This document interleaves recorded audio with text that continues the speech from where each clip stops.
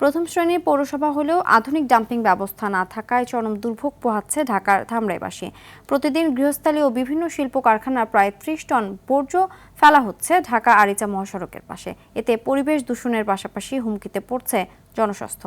ধামরাই থেকে রাজুল হাসান পলাশের পাঠানো তথ্যচিত্রে আরও জানাচ্ছেন আব্দুল হামিদ। ১৯৯৯ সালে ৯টি ওয়ার্ড ও ১২টি মৌজা নিয়ে পৌরসভা হিসেবে যাত্রা শুরু করে ধামরাই, যা ২০১৬ সালের প্রথম শ্রেণীর পৌরসভায় উন্নীত হয়। তবে বর্জ্য ব্যবস্থাপনার দিক থেকে এখনও অনেক পিছিয়ে আছে ১ লাখ জনসংখ্যার পৌরসভাটি। আধুনিক ডাম্পিং স্টেশন না থাকায় ঢাকা আরিচা মহাসড়কের ৩টি পয়েন্টে ফেলা হচ্ছে ময়লা আবর্জনা। দিনে আমাদের ৪টি করে আছে, কোনটা ৩টি আছে। মাল আনতে হয় পশু, এক গাড়ি ময়লা ফেলাই দিয়ে আর ওদিকে ফেলাই কিনলে। স্থানীয়দের অভিযোগ, পৌরকর্মীরা রাতের আধারে সড়কের পাশে ময়লা ফেলে যায়। পচা দুর্গন্ধে সড়কটি দিয়ে চলাচলে চরম দুর্ভোগ পোহাতে হয় তাদের। নানা সময় ঘটে দুর্ঘটনাও। ময়লার গাড়ির জন্য অনেক সময় রিক্সা অ্যাক্সিডেন্ট হয়, অনেক সময় যানজট সৃষ্টি হয়। ময়লা আরো লোকজন যাওয়া আসা করে, তাদেরও সমস্যা হয়। বাসা বাড়ি আছে, তাদেরও সমস্যা হয়, গন্ধ ছড়ায়।